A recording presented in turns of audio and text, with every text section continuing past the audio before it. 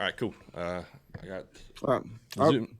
That was the last bite of Pop-Tarts. I don't care. You can eat all you Like I said, dude, if you watch it, we are not structured at all. We drink while we do it. Like, we're fine. Let me just wash it down real quick. Yep. Get it. Oh, yeah. And yes, this is Monster with Pop-Tart. Yeah. No. The breakfast of champions. Living the life, man. My daily breakfast when I get to school is a Pop-Tart and a Red Bull. That's how I do, man. Okay.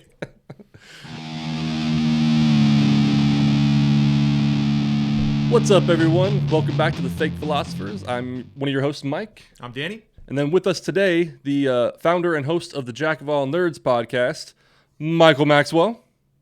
Hello. Thank you for joining us today, man. Thanks for the invite. Yeah. I'm excited to be here. Great. I mean, not physically, but, you know. Virtually. You're here in our hearts and spirits. Thank you. Yeah. We're just saying it's kind of weird. I think Danny and I both are used to being on Jack with you. And so it's weird that now we are having you as a guest and are kind of I'm uncomfortable right now trying to lead and ask you questions. I actually like being a guest. I don't get to guest on podcasts very often. Nobody invites me ever. I guess I don't know. I think it's just they're too intimidated too. That must be it. I thought it was they just don't like me, but that's I'll go with your rationale better. Yeah, I'll go with the intimidation. So we're still getting started, kind of finding our rhythm, finding our flow. You've had, I think, like Jack of All Nerds has been on for at least 7 years, something like that. When did you get started? I forgot. I want to say 2013 is when it started, but I do have a computer in front of me, so I can not Google it because Google doesn't know who the hell I am, but I can look it up on our thing here. Sure. There is another channel on YouTube, I think, called theirs is The Jack of All Nerds, and there's like another like Jack of Nerds or something. Yeah. And so I get really confused when I'm YouTubing searching, and I find this random other page. You got to be really careful when you search it up, because if you just add one more F, you're going to go to a completely different website. For better or for worse. For better or for worse, yeah. 2013, May 25th, 2013 was our first episode. Gotcha. And what inspired you and gave you the go ahead to create that? Well, I mean, I've always been like a fan of radio, I guess you could say. Like, I was the kid that used to take my mom's cassette tapes and record fake radio shows over them. I'm sure she loved that, yeah. Oh, yeah. Yeah. The Steely Dan tape that she had that I completely wiped out. So I've always been a fan of that. But when like the whole podcast movement really like kind of took off, I think I missed the initial window of that. I know that feeling, yeah. But then when I discovered it, I was like, wait a minute. Like, I could just record my own stuff and okay, great. And I had met Derek through The Dinner Detective, and we really hit it off and had a lot of the same things in common. So I was just like, hey, I'm going to start a podcast called The Jack of All Nerds. Do you want to be on it with me and talk nerd shit? And he was like, yes, I do. And that was it. And then off just started with us recording in his living room. I remember the audio only, yeah. Yep. So I mean, we're back to audio only now. Oh yeah, because of the whole thing. What do you prefer, like having just the audio or also doing camera? It depends. I mean, I like when we're in the studio and we're kind of live streaming it, but there's just so much more work involved because I mean, Danny knows he was working with us for quite a while, and he had the unfortunate job. I don't know. Hey, I learned valuable skills doing that, so I'm going to say fortunate job. Okay, the fortunate job of kind of running the board, and he would be in charge of like all the graphics that I would make. He would be the one that would put those up on the screen and stuff like that. So there's a lot more work on everybody's behalf. Whereas audio only, I can not be wearing pants, and Are you wearing pants right now? Because we're not. I am wearing pants. We are sans pants right now. Yeah, below the waist now. Yeah. Oh no, I didn't get the memo. Otherwise, I would. Touche. Well, yeah, like when we first started dicking around with this, I think because Danny told me what kind of mic you guys use, so I think I bought it, and the software in that was just maybe I didn't have someone to teach me, But trying to look at that software, that's why we haven't gone live. Like, I couldn't fucking imagine. Yeah. I mean, granted, it's probably simple once you know it, but me looking at it, it was just, I couldn't figure it out. Yeah, I mean, what's funny about podcasting is there's a ton of different gear out there for it, and I would say even some of the low end stuff can work really well just plugged into a laptop, whereas some of the higher end stuff can actually be more problematic if you don't have the right set. A lot of that stuff's just so sensitive. My boss had tried to get into podcasting, and he bought these super high end mics and all the stuff for setting it up. And all his episodes had this like hum in the background because they just couldn't get it set up properly. And it's like you have this expensive stuff that just doesn't work because you're not running it right. So it can be tricky. No, you're right. I think because we started the conceptualizing this in 2019, and I think we bought dozens of different things and returned it. And like there was one thing I was like, this is it, this is the one. And then we plugged like 2 mics into it, and it just didn't work. And it was months of just trying to get the tech right. And finally, I found something that works now for the sound, and we just use a simple camera. But yeah, I generally like having the visual as well. Like even when I watch Jack of All Nerds, I like to see you guys, your reactions, your facial expressions. I kind of like that. And at the same time, you can just listen to it in the car. Whereas you have a choice. That's just me though. No, I mean, one of my favorite things about that show was when you would force us to eat nasty ass shit, and just getting the reactions from everybody, physical and like the auditory of it was just awesome. It's funny he mentions that because I was off air. I was talking to Danny. Kind of we were talking about the dynamic of having the laptop right here when our camera is over here, and I mentioned. So I went back to look at a past episode I was on to see that dynamic looking off at Danny off screen. And it was the Halloween episode where you made us eat that fucking god awful pumpkin spice pizza. Probably the worst thing I've ever eaten in my life. I looked at that episode last night, so that was a fun memory. It might actually be the worst thing I've ever eaten too. That was pretty bad. Pretty bad, yeah. Anyway, great memories. So where are you guys at now? I know I think you guys did the Zoom podcasting for a while. You were still doing the other shows. Where are you at right now as far as Yeah, so we're still recording via Zoom, but it's just, and we were doing the live streams. There was a period where we were doing pre-recorded shows that would go up, that would be posted on NerdBot's Facebook page and not really a live stream, but it would just be posted up, and we'd sit in and comment along with people so that we were kind of live. Mm-hmm. And then at some point we went back to live streaming via Zoom, but I don't know. At a certain point, like I've started getting way more into YouTube content with my show where I review Are You Afraid of the Dark episodes, and I have another one where I review Batman the Animated Series episodes with puppets because I'm an adult. But I've gotten so much into that, and that's the stuff that's popular on the YouTube channel. Whereas the replays of the live stream, nobody cared about. So I was just like, you know what, we're gonna stop that for right now. I'm getting pulled in too many directions, so we're just gonna keep doing the show, but audio only. So the Jack of All Nerds is still going strong, but we're back to audio only, at least for the time being. Once the world gets back to normal, we're hoping to get back into the studio and go back to doing some live streaming and stuff like that. Gotcha. I didn't really think about that till you said it, but that is kind of a weird dynamic because like I remember being on the show, we would look and there'd be like dozens of viewers watching the live stream. But you're right. I think after the fact, like it's one of those things like if you're there at the moment, you care about it, but then later you're like, whatever, it's already passed. Yeah. Plus, I mean, the shows were like an hour and a half to 2 hours, and nobody on YouTube wants to be watching something for an hour and a half to 2 hours. They want 5 minutes, they want 10 minutes, they want it quick quick and dirty. So, yeah, that's a fair point. So moving on, you are Jack of All Nerds. We're gonna get a little nerdy. We're gonna talk about Loki, which just finished last week. So, Mike, to start with you, what are your thoughts on the Loki series? I enjoyed it, honestly. I thought I assume we're talking full spoilers. Full spoilers. Full spoilers, yeah. Okay. Yeah, I thought the way it wrapped up, well, I thought the wrap up was a little unsatisfying in the sense of a.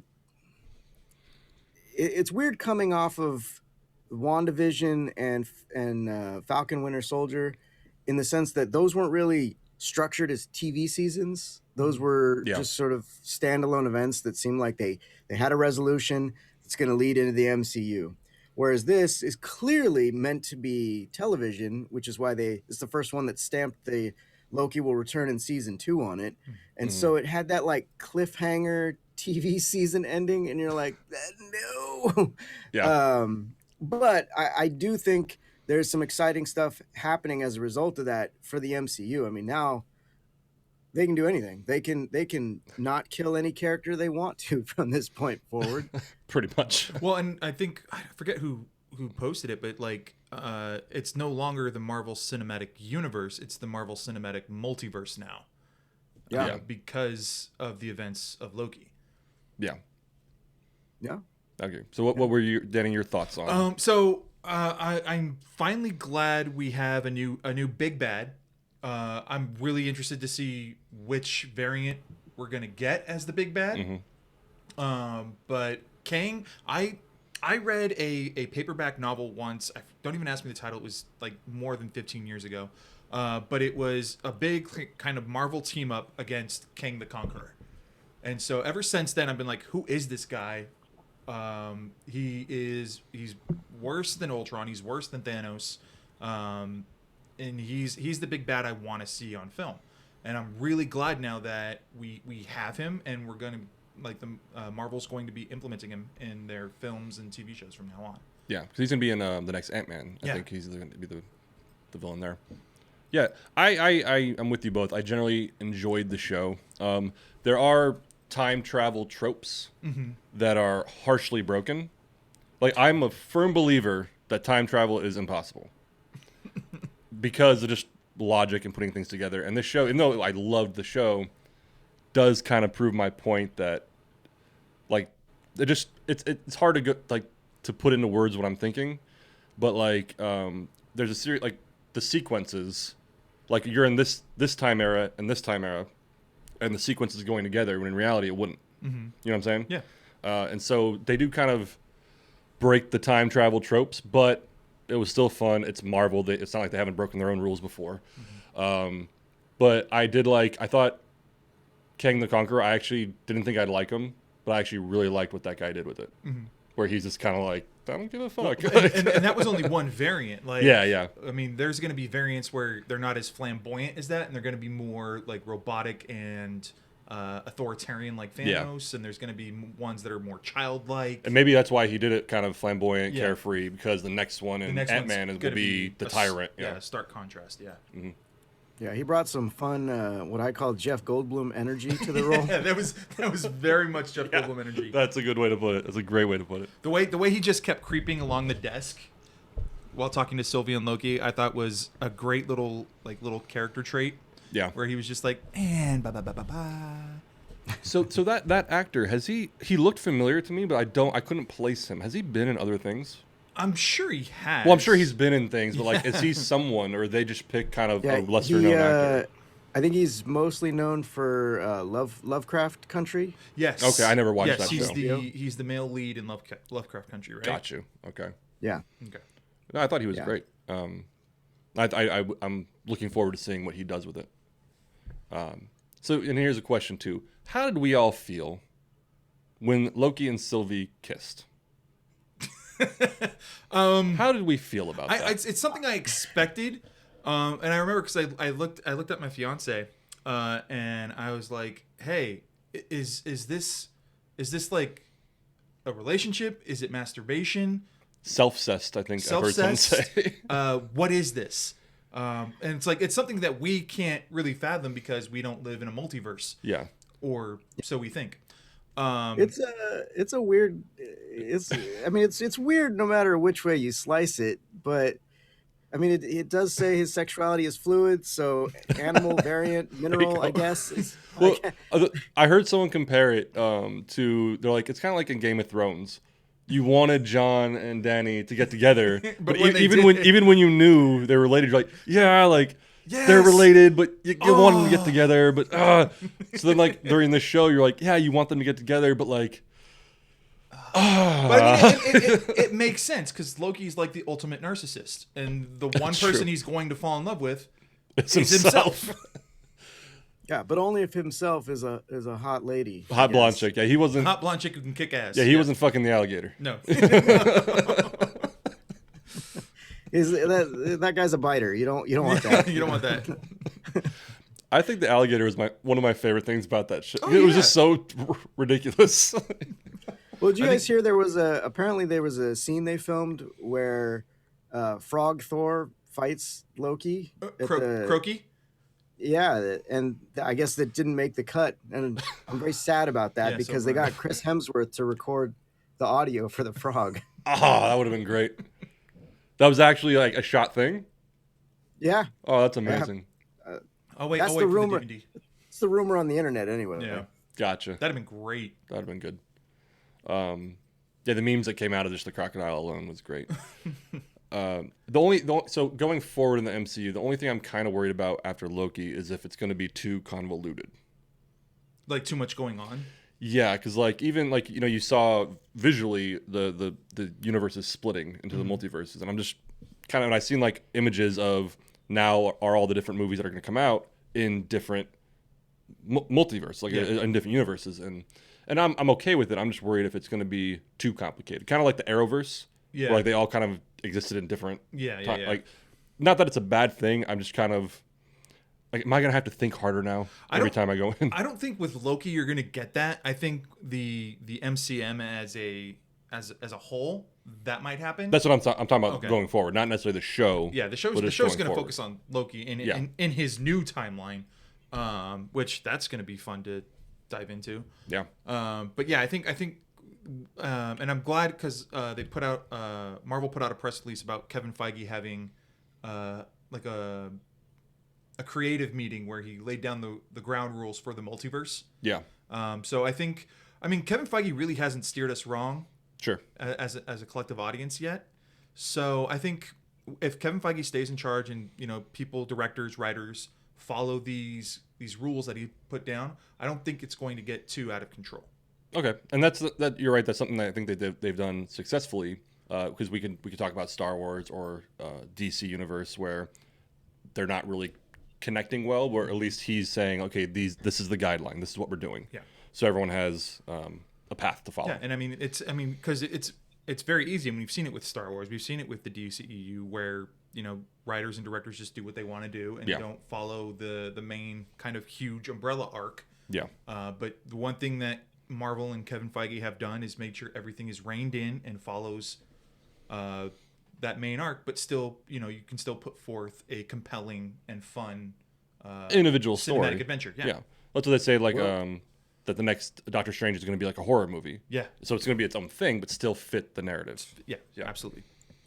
Well, what's funny is that you say that, but like the establishing the multiverse really lets them not follow that arc, and it's still. You're not wrong. But I mean, so it still fits. So I mean, when I say like the main arc, you're still going to have like the big bad at the end of the rainbow. You know what I mean?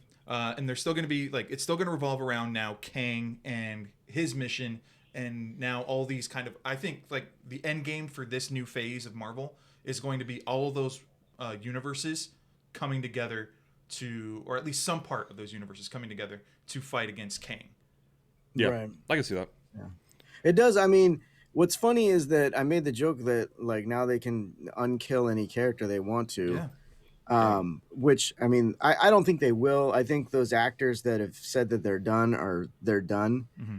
But part of me just really wants to see a universe where like Happy Hogan is Iron Man and Robert Downey Jr. is the voice of Jarvis. That would be cool. Even if it's like for 3 seconds. Yeah. Yeah, just a snippet, That'd be great. And I guess some people have been speculating that the What If series might actually, instead of just being what ifs, are actually going to be. They're going to tie into the tales, so, which is clever. It's definitely clever. Mm-hmm. Yeah. So I know going into it, but I expected it, but I'm very interested now because we already know like the next Spider-Man movie is going to be multiverse based. Even before Loki, we knew that. Yeah. Obviously, Doctor Strange, and now just going forward, it's like okay, they open up all these possibilities. Well, yeah, the Ant-Man and the Wasp movie is going to have to deal with the multiverse because Kang is going to be in it. We know that. Yeah. We know it's going to have something to do with the quantum realm, just based off the name. I mean, going forward, I think there's going to be like maybe 2 or 3 movies that are going to be like they're going to wrap up this current kind of universe we're in, and then after that, we're going to jump into those movies. Yeah. I don't think the next Thor movie is going to have anything to do with the multiverse. Probably not. Maybe the next Guardians movie, maybe just because they're already out there in kind of the cosmic universe.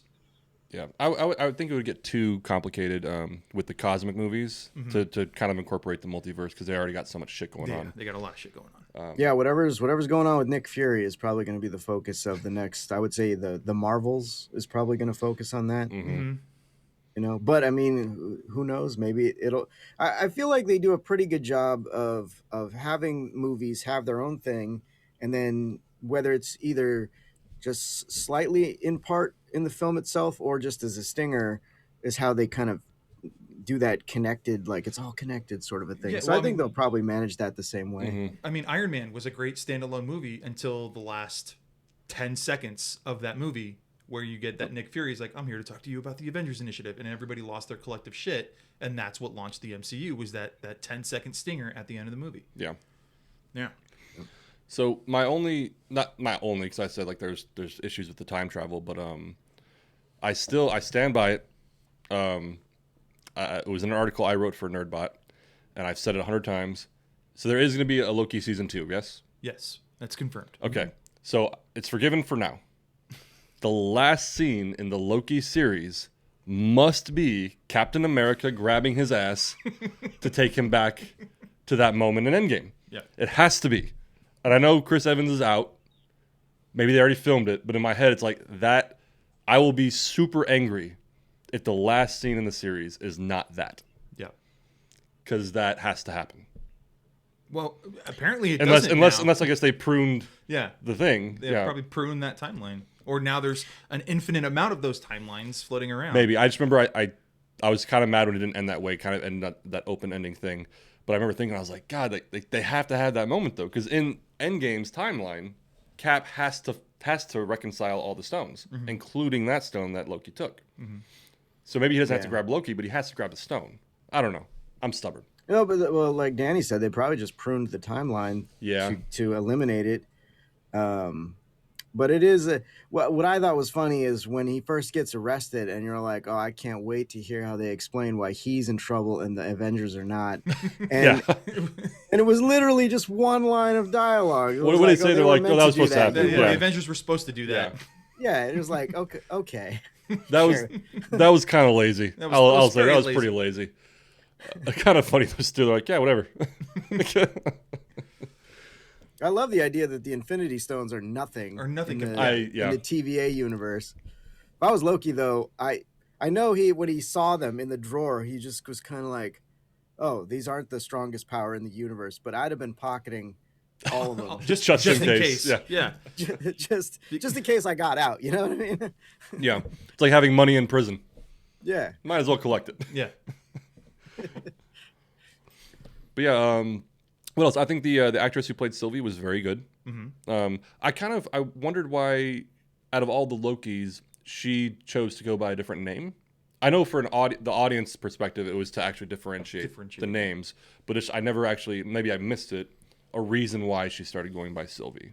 Was there one presented? I think it's a deep dive into a comics lore that I'm not sure of, because I think it came out well before my time. But I'm not sure. I would bow to your expertise on this, Mike. If like the Enchantress, or there was well, I think that's why they were. I think they were trying to throw people off, because the character, when you just look at the character, even down to her powers, you're like, oh, that's Enchantress. And so I think they gave her that name to throw people off that she was a Loki variant. Like, And there's times where she does stuff where I'm like, is she though? Like, is she really?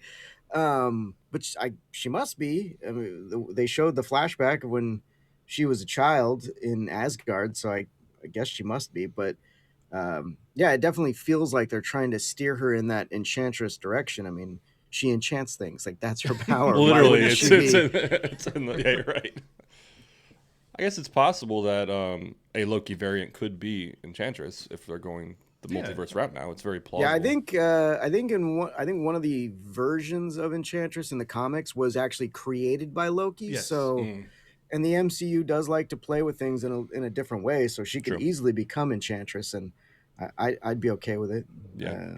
I'd be more okay with that than her and Loki sucking face. But Yes, I'm still unsure of that.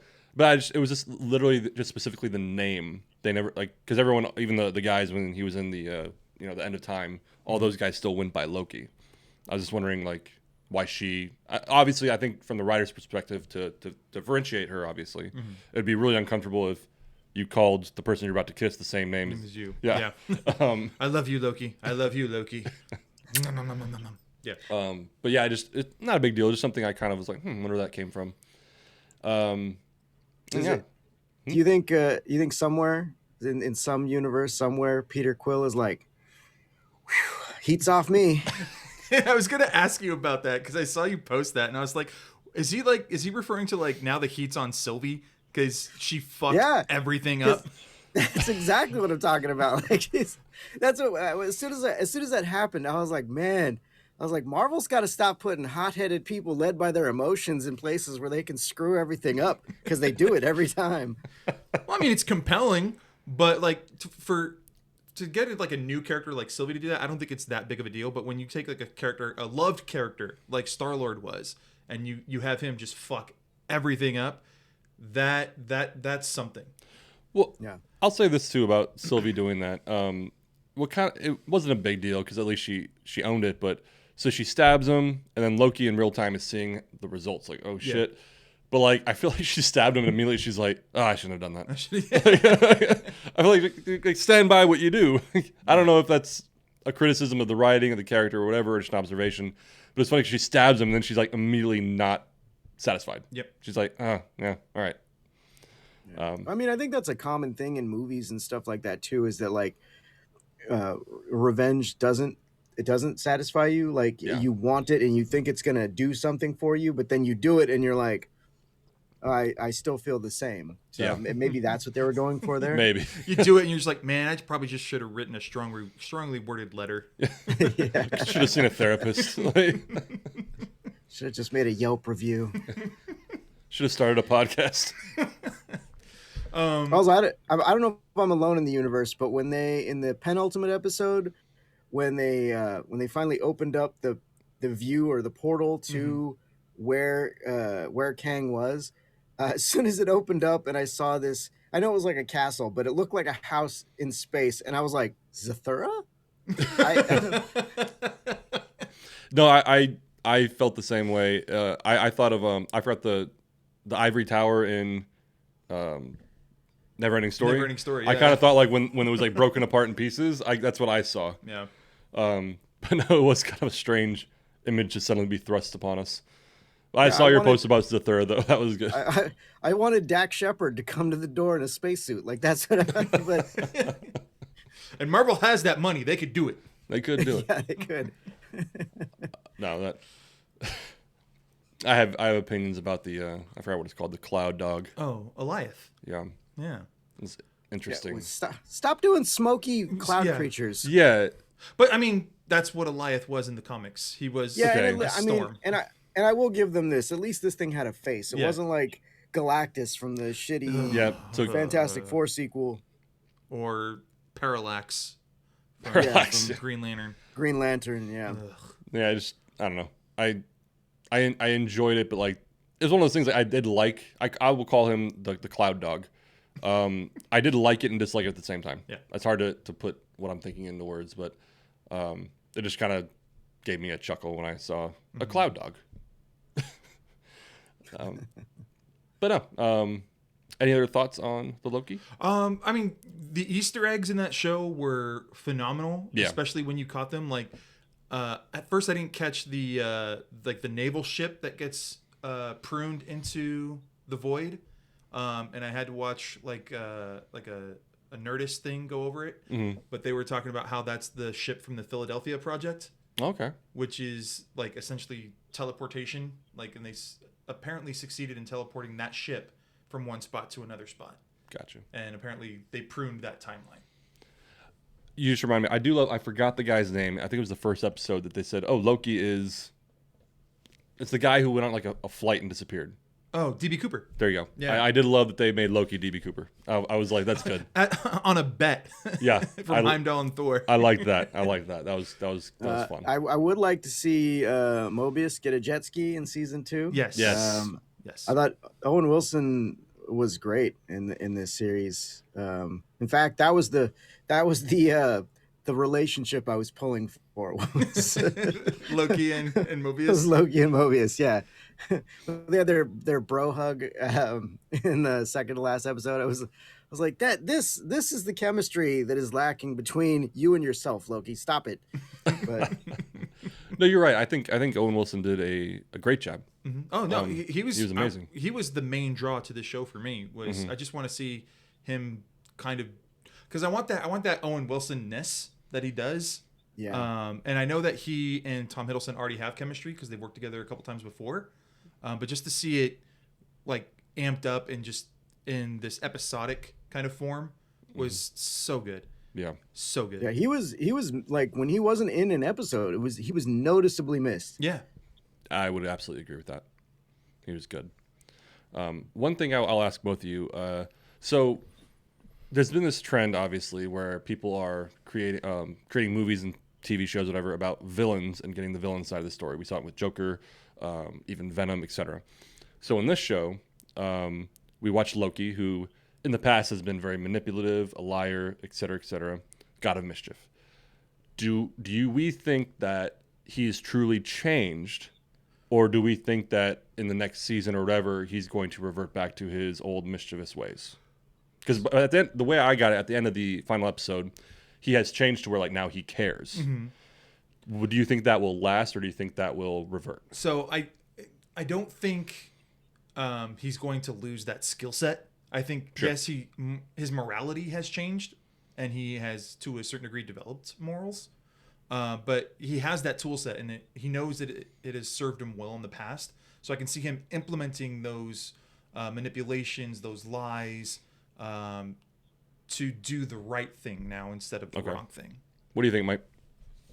Yeah, I don't think he's going to change back. I mean, essentially in the MCU, when he was killed, he had reached that point as well, and so I think by like showing him all, like him seeing all of that, and the experiences that he went through in this show, I think he has come to that same place now. Mm-hmm. But and what was funny to me is that like throughout the whole series, whenever he was teaming up with Sylvie, there was always this like, "Do you trust me?" And every time he would say that, I'd be like, "Bro, you need to ask yourself if you can trust her, because she is a you. She is just as devious as you are. Like, how do you know she's not playing you?" And I still feel that way. I mean, they kind of painted it very much like she's not evil. She's just led by wanting revenge. But I don't know. I don't know where they're going to take that in the next season. So, or if she's going to factor into any of the movies before then, because like we don't even know when season 2's coming out. Yeah, sure. We know that I'm pretty sure that Loki. There was something that Loki is supposed to appear in Multiverse of Madness. So I can imagine. Yeah. I hope he does, and I hope it's him just like explaining everything to Doctor Strange. And it's like, look, I know I was a dick, but I was not responsible for this. I was trying to prevent it, and here's what you need to know. And that's where like Doctor Strange's going to learn about Kang, and like, yeah, and I think that's going to be like the big kind of intro for like the new Avengers to kind of come together. Even if I don't even know if like the next couple phases of Marvel movies are going to have to deal with the Avengers. I think they've pretty much kind of run their course in the MCU. So it might be something else. Like we might just be getting like kind of like maybe like a Secret Wars kind of thing going on, where now we have all of these universes and they're going to collide and stuff's going to stick and stay and other stuff's going to fall off. Well, and I think if we're going to get any Avengers, we're just going to get new Avengers stuff. Because I think, honestly, they just need to keep, Cap's out, keep him out. Yeah. Tony's dead, keep him dead. Widow's dead, keep her dead. I think they can maybe get rid of Clint in the Hawkeye show. He's training a new Hawkeye. Yeah. So they can either, and obviously we're going to talk about Black Widow, so we can talk about those ramifications. So they can either kill him, which, I think they showed him with his family. Just get him out of there. Get him out, yeah. I just don't. I find it hard to believe that with all this wacky shit going on that he could just, I'm just going to go be with my family, because every time he's tried to do that, he's been pulled back in. Every time I think I'm out, they pull me back in. Yeah, so I just feel like killing him might be the only option, but I'd like to see, I don't know, one of these people have a happy go. Happy ending. I mean, Cap does have a happy ending. Cap did. But yeah, get rid of him, and I guess get rid of Hulk. I mean, Thor you can still have around, but I feel like they're pushing him in the just put him on the Guardians. Well, because not even that. I mean, I think because Love and Thunder, we know that Natalie Portman's bulking up to play She-Thor. So I think if they introduce, Jane Foster as Thor, she could take over the Thor franchise. Yeah. And become one of the new Avengers. One of the new Avengers, yeah. And then that opens a whole floodgate of possibilities. Well, yeah. Yeah. And we know there's the She-Hulk show is in development. Yeah. So I can't imagine what excuse they would come up with to get rid of Banner, but I just feel like they need to get rid of those characters so they can focus on the new stuff and not have to worry about the old Avengers anymore. Yeah, and I want to say Marvel recently put out a press release where they're like, "Hey, we're not about, we're stopping the whole contractually obligated contracts now. So, we want to get fresh faces in. We want to, we've had these actors for so long now. We want to let them go. We want to get new faces in. We're not going to hold them to like 7 or 10 film contracts now. Yeah. We want to change it up. We want to keep things new and interesting. I personally don't mind. I'd say that the big guys already are obviously Downey and Evans are out. I wouldn't mind Ruffalo sticking around, kind of as he has been in a supporting role as the Hulk. Yeah, I mean, in his Ruffalo's role is it's I would say minuscule compared to everybody else. That's what I mean, and I think that would be okay. Like a couple of these guys stick around in supporting roles, but then obviously pass the leading torch to new faces. I think it would still just to unify the movies, keeping some of the old faces around strictly as supporting cast. Yeah, kind of like Samuel L. Jackson, who's a huge name, has been a supporting role or a cameo throughout the whole thing. Yeah, I think they should still go with, not necessarily Samuel L. Jackson, but someone kind of still keeping the glue together. It's the multiverse, baby. You can get that Hasselhoff Nick Fury in there now. God, no. No, I would love a scene between Samuel L. Jackson and the Hoff. Yeah, I would love that. Get a Nick Fury team up movie with himself. Nick Fury buddy cop movie. Make it happen. And then they kiss. Heck, even just the Disney Plus series, The Furies, I'd be okay with that. The Furies. Like a sitcom? Yeah.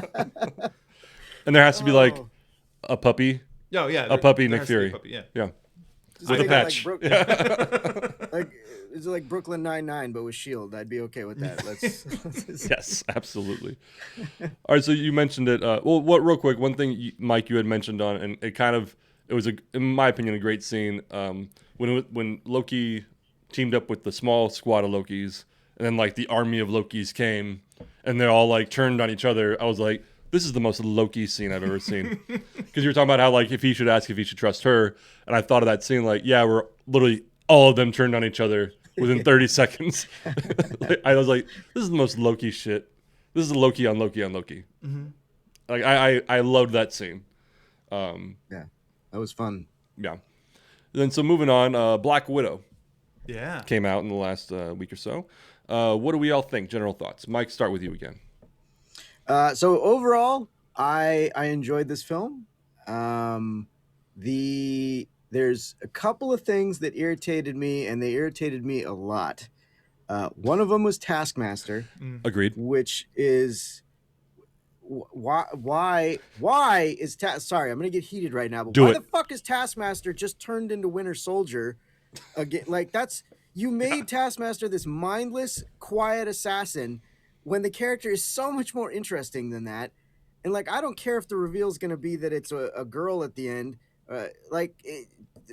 Why would you deprive the character of personality? Like, it's so Yeah. frustrating. So I don't know a ton about Taskmaster, but the little bit I do know, I absolutely agree with you. Yeah. No, I mean, I absolutely agree with you. and that's one of the things that I don't like about how, Marvel has, their one big bad for their run. And then every movie has their one-off villain. And it's like, I'm sorry, you can't do that to Taskmaster. He's such a threat, and he's such a good, like, obstacle to have in a story. To have him or her now be just this one-off villain who's now reformed by the end of the movie, it ruins that character for me. Yeah, like again, I don't know a ton about Taskmaster, but the little bit I know, like, it's pretty much an unbeatable opponent one-on-one. Well, To an extent, obviously, there's ways you can get around it. Deadpool's the only one that Yes. can ruffle Taskmaster's feathers. But just, I feel like that, like as you said, like that villain of all of them is hard to do in one movie. Mm-hmm. Let alone, like Mike said, give him or her no personality, kind of a contrived backstory. It did, for a villain I don't know that well, I do like the concept of Taskmaster, and to see it done kind of poorly kind of irritated me as well. So I agree with you, Mike. Yeah. Yeah, and the power set wasn't even utilized properly. Like, they mention that Taskmaster can mimic anyone's fighting It was style, like but we don't- casually, yeah. It was like in we don't passing. really see it. I'm gonna paint a picture for you, and you tell me if this would have been a more exhilarating scene for you or not. But so we have Red Guardian, right? Throughout the whole movie, he's talking about how he battled Captain America, right? And it's just kind of played for laughs. But what if he gets to that scene where Taskmaster shows up and they have their little fight in the movie, but instead Taskmaster, who can speak, is like, "Hey, I keep hearing that you've defeated Cap before. Well, let's find out," and switches into Cap's fighting style, Mm-hmm.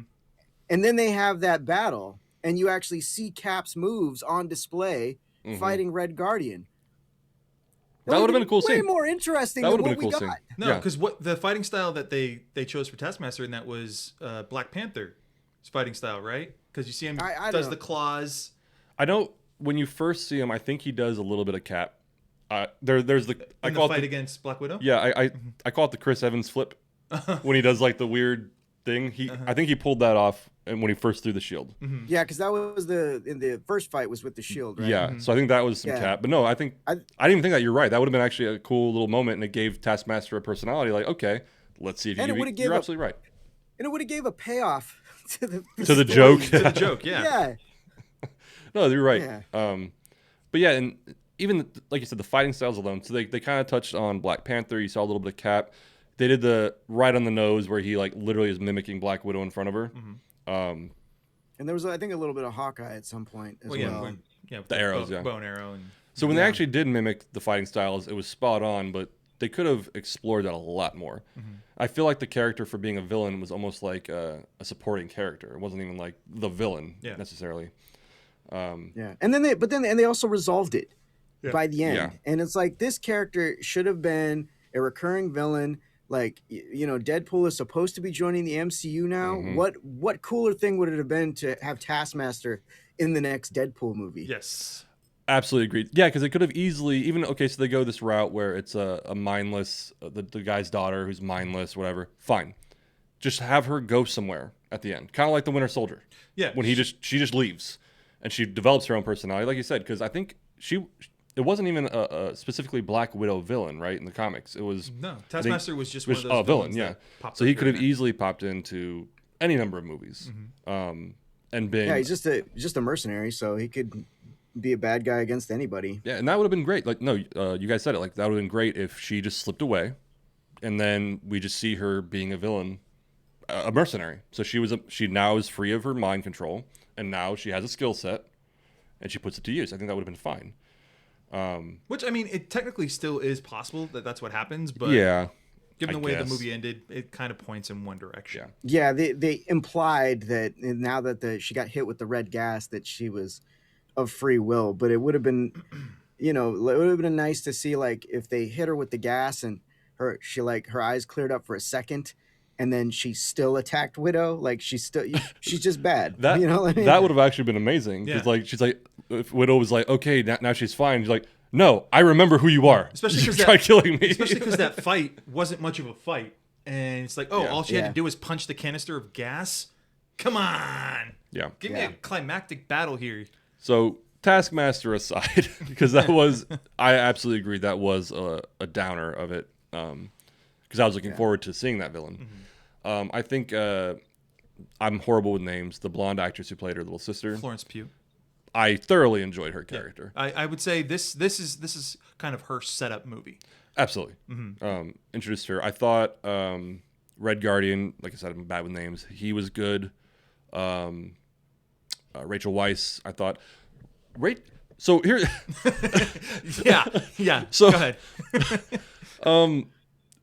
So I was watching it with my lady, and that opening scene, she was even like, "Wait, who's that actress?" And I was like, "I'm pretty sure that's Rachel Weisz. I know Rachel Weisz is in the movie." They de-aged her. They They did. but then when she came back 21 years later, she didn't look that different. She like looked different, but Because not different. She had you know what I mean? she had Botox.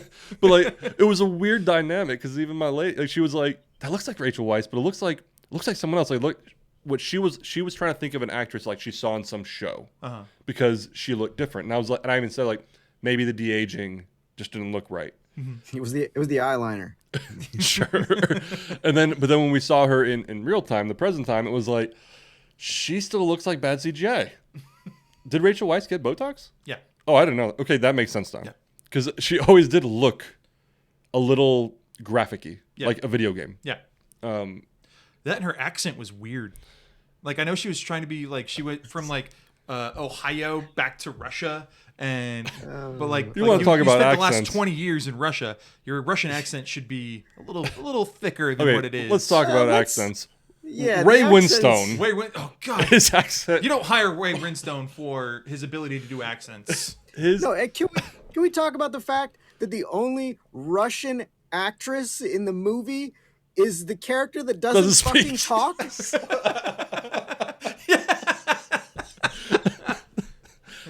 Yeah, I had that. I think I had that thought for a moment. I was like, Olga, whatever. I was like, oh, she plays that person.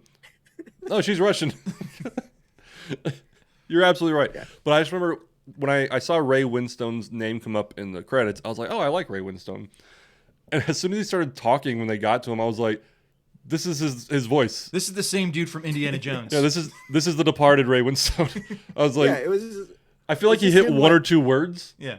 in Russian. It's like when you talk to an Italian person. You're giving him too much credit. I might be, but like when you talk to an Italian person who's like talking to Americans, like, yeah, like, we're gonna cook some food, we're gonna cook some pasta and some ravioli, or like, they just drop into like one word. Just make sure you put some mozzarella on Yeah, there. I feel like he like just like, okay, I'm not good at accents. I'm gonna pick one sound, and then when that sound happens, because he was just talking like Ray Winstone, all of a sudden like Russian sound, and then just back to Winstone.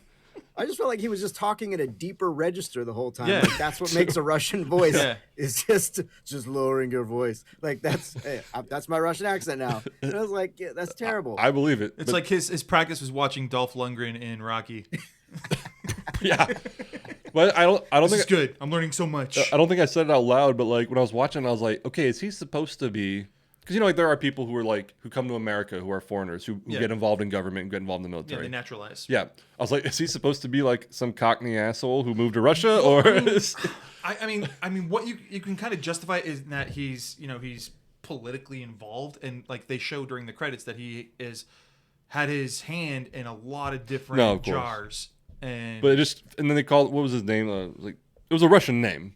Like they should have just called him like Joe, or something, because he had like Drakov or whatever his name was. Drakov, yeah. Like Traykov or there you whatever go. his name was. I remember it was one of those. I enjoyed the movie, but when he started talking, especially the scene where it was him and Widow by themselves, I was like, it took me out of it for a his moment. accent? Oh, absolutely. It took me out of it. Fuck, Yeah. dude. Just like, 'Cause how at least- hard is it? You're an actor. I Yeah, agree. at least with Scarlett Johansson, early on, they just went all in. She speaks with an English Yeah. accent, like American accent. Fine. But Like- also, like, get a Russian actor. Okay, just off the top of my Yes. head, there's I don't think he's actually Russian, but he plays Russian all the time. From The Saint, Yeah, that actor Tretiak, who played Tretiak. What Raj Surbaj? I can't pronounce his last Or, name. or even Yeah, the guy who played the devil in Constantine. Oh yeah, Peter Stormare. Yeah. Fuck Or- yes. Or any number of actors that have appeared in a John Wick movie. Kevin Nash did a better Russian accent than this guy. Yeah, like come You're on. right. They had choices, and I'm sure he had time. Like so, even when I in college, we had a class on speech, and a lot of that class, literally, what we did was look like the International Phonetic Alphabet. You study sounds, and so literally you could go through your script and make annotations on what sound you have to make. So me, who I'm not good at accents, I could literally go through this, make annotations in my script, and suddenly speak in a great Scottish accent strictly off a script. This guy had time, and he's a professional actor. And they had Disney money. You're telling me they didn't have a dialect coach on hand to like? Come on. Even the dialect coach was just shaking his head in the corner with the script, going, "Jesus Christ! Yeah, You sure we want this guy?" Right. I feel like we're spending a lot of time on it, but it really did take me out of the scene. Yeah, it took me out too. It's like this guy's supposed to be a Russian, like oligarch. Yeah. Well, and all the accents, like, because even David Harbour, I thought when his accent was on, it was great. It was But great. He had a tendency to like drop the accent at the end of certain sentences. Mm-hmm. It didn't happen a lot, but when it did, it was noticeable. You're like, "Oh, he sounded like David Harbour right then." You're right. And even diving into that, at least he has an excuse because his character spent time in the States. So you can kind of justify it. Go on, though. And Rachel Weisz also same thing. Like there was times where it sounded good, and then there was times where the accent would kind of slip. I thought what did you say, the Florence Pugh. Yeah. I thought she had the most consistent accent. She stuck on it pretty well. But and going on her, I think I saw a post before I watched the movie about how great everyone loved her, how great she was, and I thought it lived up to the hype. I thought she was very good, and like I think one of you said, she will probably be the Black Widow going She's forward. going to. I mean, and if we want to touch on that, we can talk about the post-credit scene, which is going to establish her in the MCU going forward. Mm-hmm. And obviously she'll be in the Hawkeye show. Yeah, and I think that's the direction the Hawkeye show is going to go. It's going to introduce the Black Widow as this overarching threat to Clint and now Kate Bishop. Sure. Now, okay, so we'll just jump right into that. So I'm not too knowledgeable about the character played by the woman, the purple hair, Dreyfus. Yeah. What is her, Mike? You might know. What is her role? Is she like building her own team of like people? Because I know she got U.S. Agent. Yeah, I think she's building Dark Avengers. Is that okay? Because I'm not too. I even Wikipedia'd that character, and I'm not very even reading it. I'm not too familiar with her. Mike, what is your take on that character and what she's doing? Well, I mean, Danny basically said it, but Dark I Avengers. think I mean, I know that she. What's weird is that they went out of their way to kind of establish the power broker in Falcon and Winter Soldier, and at first it seemed like maybe she was going to be working for that organization, but I think she's definitely doing her own thing, and I don't even know that she's necessarily the one in charge. I think she works for somebody else, but yeah, I think the objective there is to set up your Dark Avengers. I mean, Okay. she's got this version of Widow. She's already got U.S. Agent, so it's definitely feeling like that's where we're going. Yeah, that's what I kind of thought. I just, having not been familiar with the character, I was kind of just curious what you guys thought. And I'm not 100% sure about the character. The Valentina, right? That's her name? I think so. Yeah, Valentina. I want to say she works for AIM, but I'm not 100% sure about that. I know she apparently dated Nick Fury in the comics, which might be fun to see them on screen together. Yeah, and I mean, honestly, she might have worked for AIM in the comics, but since they made AIM such a dumb thing in Iron Man 3, that's probably not going to be the case now. Yeah. Although, I mean, they're primed to bring AIM back in a different way. Yeah, I mean, now they can. I mean, like you said, like the introduction of the multiverse is a huge clean slate. So They can do anything, yeah. They can do anything. Because even, and I hope they don't, I agree with, I think, Mike and you earlier. They could bring Downey back if they wanted to. Really hope they don't. They won't, because Downey has said, of course, but I'm saying they could if they wanted to in another way. And that's where it does free up everything that they could do anything right now, and then just say, okay, even if they make a shitty movie, they could say, oh well, that was in the bad universe. that was Universe 616. Yeah, that's why that's gone. Which it's almost their own insurance policy. It pretty much. If they make a bad movie, they're like, okay, that's not canon anymore because that's Universe 3. Yeah. I mean, that's how a lot of the comics get they their reset start. and they reset and redo. Yeah. That's not a bad idea actually. Yeah, so overall, Black Widow. We go off on a tangent. Tangents, yeah.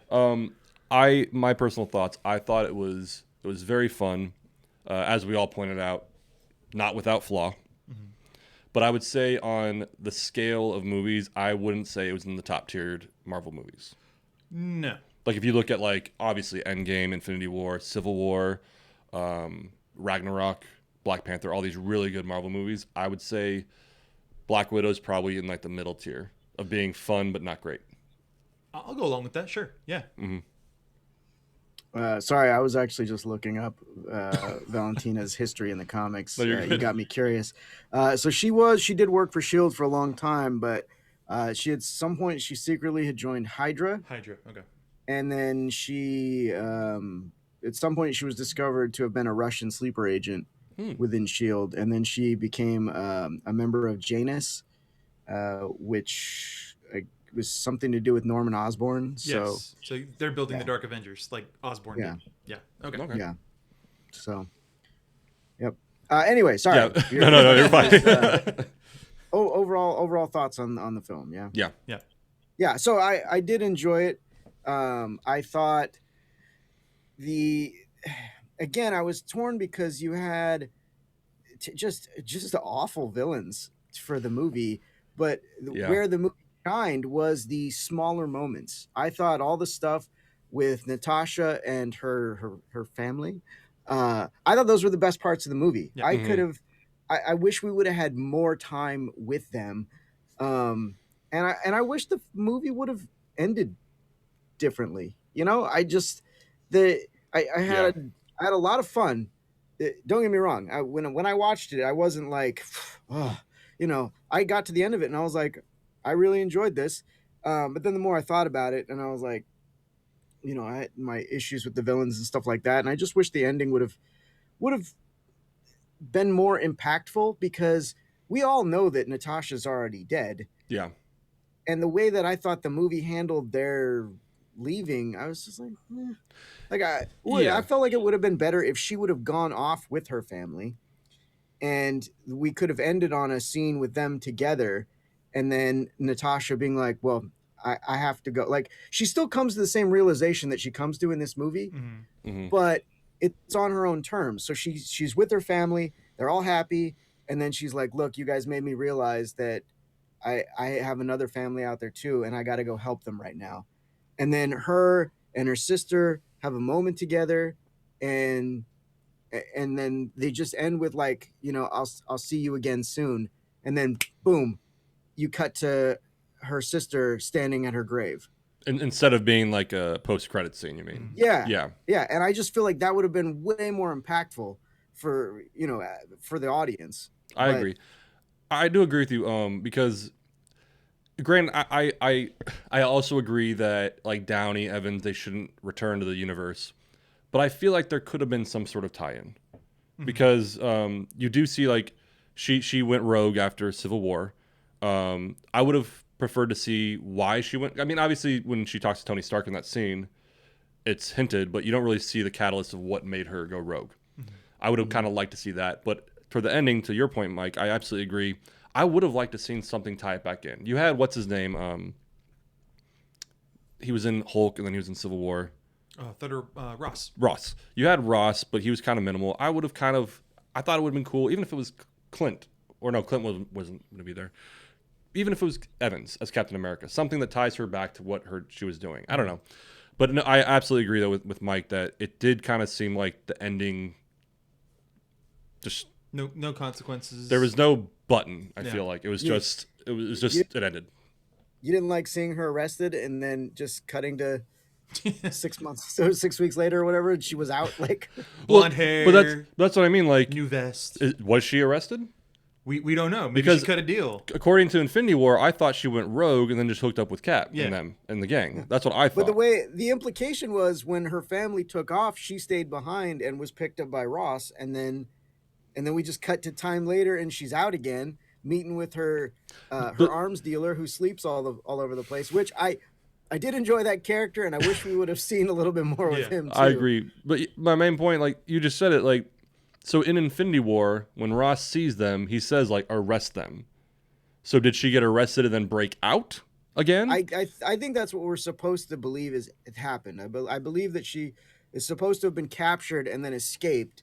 And then at the very end of the movie, she's going off to meet with Cap. I think that's supposed to be the implication there, but it's not handled very well. And that's what I mean. The point that we're having the conversation is enough evidence for me to say, like, that wasn't done well. Like, there's too much questions that haven't been answered in that regard, because like you said, she could have easily left with her family in that scene, and then you see her, like you said, that's when she says, I have to go, not when she's apparently gonna get arrested and then either break out or whatever.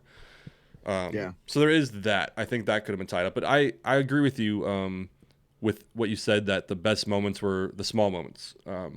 We're known to go off on tangents. We're not going to go on a tangent, but my criticism of the Last Jedi was that a lot of the small moments outshined the larger picture, and I would absolutely agree that in this one, the quips that Florence was making, like those, you're a poser. Yeah, those family moments were great, and you really saw the Black Widow's like character develop, because you missed that a little bit in other movies. And then, as you said, Mike, like just the bigger picture, the Taskmaster, the villains, the overall story was kind of weak compared to the small story. Yeah, we didn't need another giant flying structure falling out of the sky. I remember when we were watching it, Jojo leaned over to me and she was like, "It's like Sokovia all over again." No, you know what? My lady said the same thing. She's like, "What's with them and just falling from the sky all the time?" I was like, that was a little weird. That was. That's the new sky beam, is what it is. Yeah. just giant things falling out of the sky. No, that was dumb. Let's just say that was dumb. That was dumb. I think it's just like, hey, we need something really big and bad to happen. Something that'll put our CGI artists to work. What do you got? Can make something fall out of the sky again. I love it. Yeah, but something like Widow, you want to see that more. And I hate to keep comparing this to something like Winter Soldier, but there was a lot of similarities, and Winter Soldier just did it better. I mean, you had the car chase in Winter Soldier, but that car chase wasn't super long, and a lot of it was done practically. And then when that chase ended, then we got the real good action that was all practical, and it looked phenomenal. In this, when I think about the car chase, all I could think about was the 17 times that Widow and her sister should have been dead because of how that like ping ponged the car around, the number of times it flipped. Like it felt too CG laden to me. And you are absolutely right. They crawled out of that car way too fast. Like as soon as it hit, they're like, "All right, let's go." She had a wound in her arm that was bleeding. No, you're right though. I think if they and maybe this is something that. I wouldn't say across the board, because you're right, Winter Soldier did it right, but this should have been a smaller movie as far as spectacle. Yeah. Because it really was about finding out more about her. Well, and I think they kind of classified it wrong, too. This should have been, because of what Black Widow is and was, this needed to be more politically, like a political thriller, much like Winter Soldier was. Yeah. Instead, they just went full-bore action movie. Yeah. Which, I mean, it worked. We all had a good time watching it. But I think if you wanted to have a bigger, like, almost kind of catharsis out of the movie, definitely make it more spy thriller driven. I would agree with that. Because that is what this character is and does. Yeah, and I think a lot of, not just the MCU, but a lot of movies get caught in that trap of making things bigger and more explosions and big things. In reality, like, great things can be small. What is it? Mr. Plinkett on Red Letter Media, they point out the fights in the original trilogy of Star Wars versus the new fights. Where the original trilogy, there were small fights, but they were so much more impactful because there was so much emotion behind it, but they were small. And kind of like what you were saying, like the best scenes were when there was small scenes, not these big explosions and everything, just small scenes where you see character development and emotion. And maybe they can focus on that in some movies. And one thing before I forget, I think Mike kind of touched on it too. The physics of them falling from the sky was absolutely atrocious. Because I think Taskmaster, so that they had the parachute where her and Florence were floating, and Taskmaster was literally horizontally coming towards them. And I was like, I know there's willing suspension of disbelief. That literally cannot. That Fast and the Furious wouldn't make that mistake. If you're parachuting, I think they did, and you're free falling, Taskmaster would have overshot them by a mile. But Taskmaster was just floating over to a parachute. Yeah, I remember in that moment, I was like, sure, "This is stupid." Sure, you can slow your descent a little bit, but not as much as having a parachute. You know what I'm talking about? Like, I remember in that moment, I was like, "Okay, these physics are ridiculous." Well, I thought when they landed on that piece of falling metal and like Taskmaster like stabbed into it, I was like, please do not let them fight on this fucking falling metal. Unfortunately, they didn't really, but they kind of did for a moment, and I was like, this is so dumb. That whole action sequence, I thought was unforgivable. Yeah, maybe that's why the fight was only 2 seconds long. Yeah. It was very anticlimactic. It's just, I'm gonna punch the gas. Yeah. And you have a villain, as we've harped on, whose fucking superpower is being amazing at hand-to-hand combat, and the fight lasted 3 seconds. I mean, it's no pheromone blocker. That's true. That's true. That's a little sci-fi. Jesus Christ. But and also like that twist that I don't know. It felt like there was places in this movie where they were trying to be like, haha, and then the audience is like, nah, we saw that coming. like the daughter thing. I mean, you may not have known that throughout the movie that Taskmaster was going to be his daughter, but before it was actually revealed, you knew that daughter survived. You knew that's what the case was going to be. There was some line of dialogue that wasn't. It didn't say that it was the daughter, and it was before they revealed that it was the daughter. But as soon as it was said, you were like, "Oh, it's the daughter." Yeah, and then a few minutes later, then they take the helmet off, and you're like, "Okay, knew that." But then the same with the pheromone thing. The moment she started insulting him, and he goes to hit her, you're like, "Well, okay, she's trying to get him to break her nose, so that she can attack him." And then they do that weird cutback to the plan. To be like, you got to sever the nerve, and it's like, yeah, hello, we're already aware of what's happening. You don't need to show us that. I did like when she slammed her head on the desk, though. That was kind of that was a cool moment. Yeah. Then she put it back. I was like, all right, cool. Yeah, I mean, really, I guess you would say the ultimate fight in the movie for Widow was when she fights all the widows. So that was probably because the Taskmaster fight was just lame. I mean, the only way to fight Taskmaster would be to not fight. But that doesn't make for compelling cinema. Granted, I would this would require rewriting a lot of the movie, but with a villain like that should have been a group fight. Oh yeah, like that should have been the family fighting the Taskmaster. Like and that would have been because that literally that's his power or her power is hand-to-hand combat and being able to mimic, showcasing. Have a big fight. And you could have, I guess you could have done a one-on-one fight and handled it a little better because they establish that in this version of the Taskmaster, the abilities are from the helmet. Yeah, the visor. From the visor that's analyzing everything. So you could have had it to where Widow figured that out and somehow manages to damage the helmet, and then it becomes more of a straight one-on-one fight that she can win. But they didn't do that either. So yeah, you're right. They buried themselves in that hole. But we already talked about it. I would love to see Taskmaster done differently. Yeah. I think that would be. I think you're right. If there was one shit in the salad, if you will, it would be the Taskmaster. What I did like is the callback to Avengers, and how they made Dreykov's daughter, because that was just like a throwaway line in Avengers. When Black Widow's interrogating Loki and she's telling him about her ledger. The ledger, yeah. And he brings up, well, what about Dreykov's daughter, the hospital fire, Sao Paulo? And you can see that physically rocks Natasha. And to bring that back into the canon and make it bigger, I thought was really cool. Mm-hmm. Yeah. It was subtle, but cool. Yeah. But yeah, so overall, like I said, I think we were all on the same page that we enjoyed it, but there were some unforgivable flaws. in the Even movie. though we just spent 30 minutes bitching about it, we did enjoy Well, the movie. To talk on that though, and I think people misunderstand sometimes. I will love movies and then enjoy picking them apart. Yeah. So I think that also shows it's a good movie that we enjoyed it, but there are things about it, because if we talked about how great everything was, it'd be boring. It'd be boring. No, you Yeah. got you We got. gotta- Well, It's our job to find the shit in the salad. Yeah. Yeah, I mean we're all writers too, so it's like it's hard not to when Yeah. you're watching something to not be like, well, what if they tried this? What if they did this? It's hard to take your mind out of that sometimes. Yeah. So. It's kind of annoying sometimes. Look, Actually, it's that old joke. How many writers does it take to screw in a light bulb? 100. One to do it, and then 99 to say how they would do it different. yeah. Yep. But no, I think it wasn't one of the best ones in the MCU or the MCM now, I guess. I don't think it's quite the Dark World, but It's definitely not the Dark World. I would say, like I said, the mid tier. Yeah. I'd say It's no mid- Iron Man tier. 3. It's no Iron Man 3. Iron Man 3, the GOAT.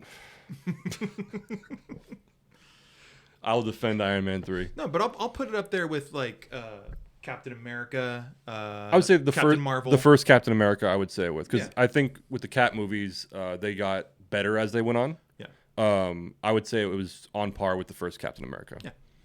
Or Iron Man 2. Yes. That was another thing that I thought was hilarious. When Yelena calls Red Guardian Crimson Dynamo. And that's Yeah, and that was so the character in Iron Man 2 was a hybrid of Crimson Dynamo and Whiplash. yeah. I had to Google that, but it was Iron Man. That was good. Yeah. I would argue that that Iron Man 2 and Cap 1 are better than this, strictly for the fact that they had more memorable villains. I mean, yes, Whiplash was really wasted in the end, but his performance throughout the movie I thought was strong. I thought Mickey Rourke was great in that, and they just wasted the character's potential at the end. I'd agree. And even Red Skull. I mean, Hugo Weaving, I thought he did a phenomenal job, and he was amazing, a yeah. memorable character. Whereas this, what years from now, all we're gonna remember is that Ray Winstone can't do a Russian accent. That's all we're gonna remember. You're absolutely right. I meant more like compared to those, like if they were have a top tier, mid tier, low tier, that it would make that mid tier like those. But no, you're right. I think, and you kind of touched on it, and we're kind of running in circles now, but I do feel like this is going to be one of those forgettable ones.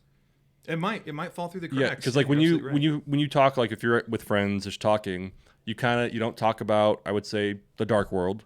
You don't really talk about Iron Man 2 or 3, really. There's certain movies you just kind of don't bring up in conversation. I would even say even Captain Marvel doesn't really get brought up in conversations anymore. And I feel like this one will be one of those ones that like you remember it, but you don't bring it up anymore. Yeah. Which is kind of sad because I think Scarlett Johansson deserves better. The character deserved better, but it was still a good movie. It's just kind of going to be forgettable. I think it'll be kind of just one of the obscure ones. But we'll see. Well, I could be wrong. All right, Danny, anything else on Black Widow, Loki, anything? No, I think I got everything out that I wanted to say. Cool. Mike, anything else from you? No, I'm good. All right, cool. And then, so Jack of all nerds, you're still doing every Sunday night, or? It's not every Sunday. No, we've kind of gone to sort of whenever it's convenient. We both got pretty busy schedules. We're actually going to be recording our Loki discussion episode today, right after I wrap this. When will you be releasing that one? That'll actually be released today. Today. Right. So before, I don't know when your episode we're comes out. We're going to probably release ours Wednesday. To those, the audience knows already. Yeah. Well, if you haven't watched the Jack of all nerds or listened to the Jack of all nerds review of Loki, please go look at that. We'll include a link to the YouTube channel as well. And then anything else, Mike? Or no? Again, thanks for having me. This was a lot of fun. Yeah, I appreciate you coming on. I miss you guys. I miss you. One day we'll have you in the studio with us, aka your spare bedroom, my spare bedroom / office / man cave / something. But yeah, thanks for coming on, Mike. We really appreciate it. Danny and Mike. Let's try that again. Take two. I think I meant hold on. For Danny, I'm Mike. For Mike, you're Mike again. Bye. Goodbye. We're done.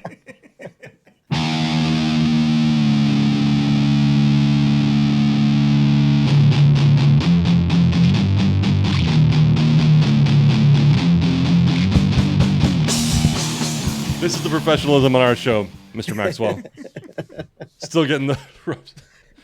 Hey, Bye. We're done. You know how hard it Cut. is? You know how hard it is to come up with a sign off? Yeah. It's one of the most difficult things to do. I think it's kind of been a gimmick. I think at least in 2 of our episodes, like the first 10 seconds before our logo will be us trying to intro. Yeah. And it's like, hi,